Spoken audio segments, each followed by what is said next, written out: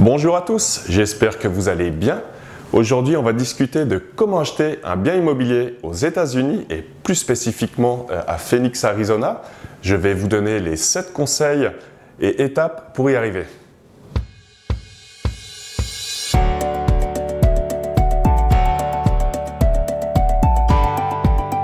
On va commencer le projet. Est-ce qu'il est viable financièrement? Est-ce que vous avez besoin d'un prêt? Si oui, est-ce que vous êtes investisseur étranger? Est-ce que vous résidez dans le pays? Les choses vont être différentes. Si oui, il faudrait aller auprès d'un lender ou administration bancaire pour demander une PQF, qui est une forme de préqualification et pour permettre de savoir à quel budget vous allez avoir la possibilité d'acheter votre bien. Ce document devra être transmis avec l'offre.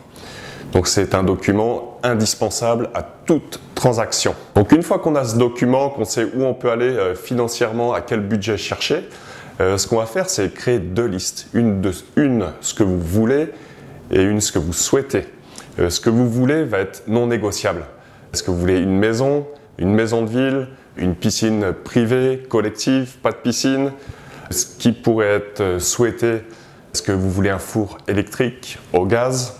Donc tout ça va varier selon vos besoins et on va personnaliser et étudier les recherches et trouver votre propriété. Il faut aussi savoir qu'ici on a accès à ce qu'on appelle le MLS, Multiple Listing Service, qui permet d'avoir accès à toutes les propriétés disponibles sur le marché.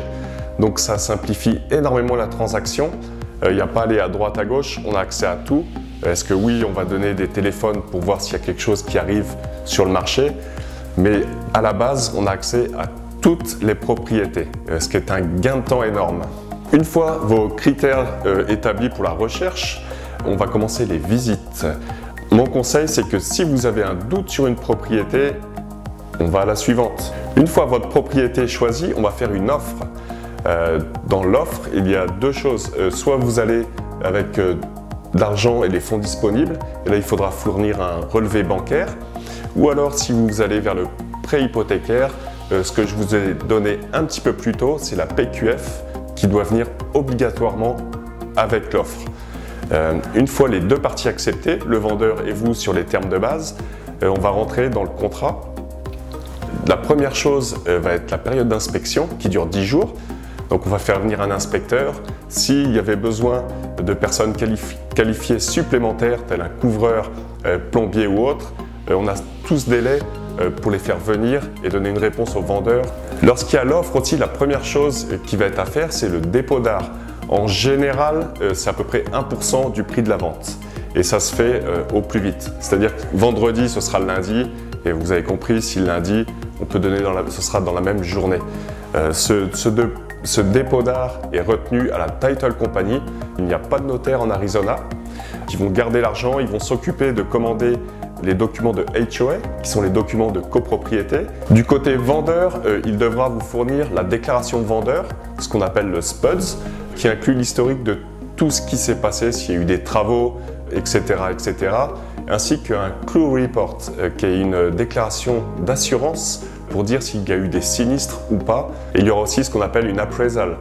Appraisal, c'est la banque qui vient estimer le bien pour sa valeur et savoir si elle va vous fournir le prêt. Et une fois que l'inspection est faite, que tout le monde est d'accord, que les HOA sont bonnes, que la banque a fait son estimé, on va continuer la transaction en sachant que si c'est comptant, avec l'argent disponible, sous 15 jours, ça peut être clôturé.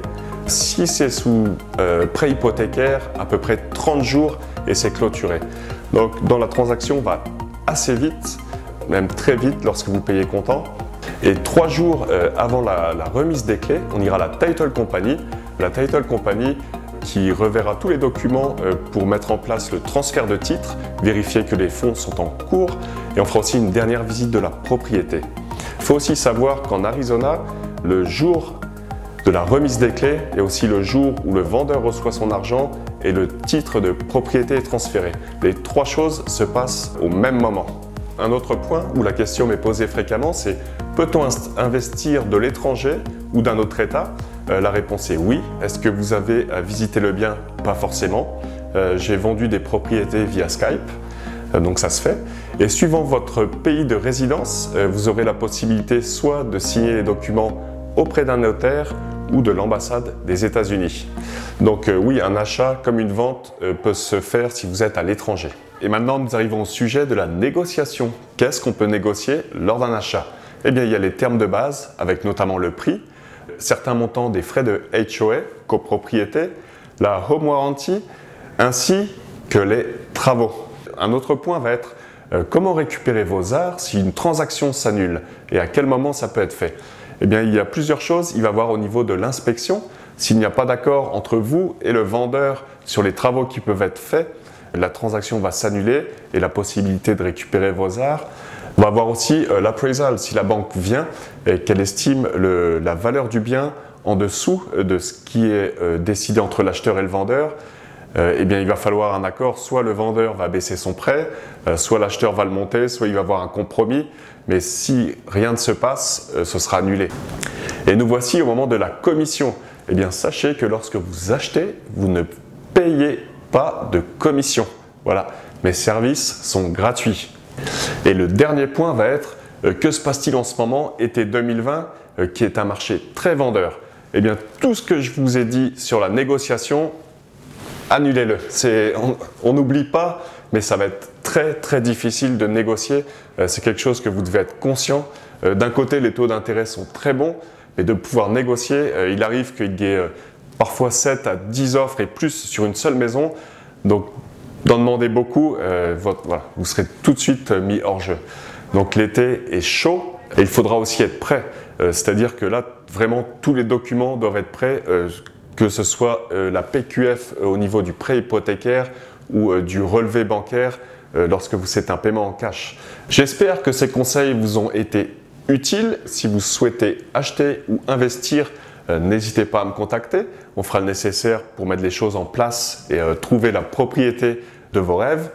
Donc je vous souhaite un très bon week-end et je vous dis à la semaine prochaine. Merci, bye bye.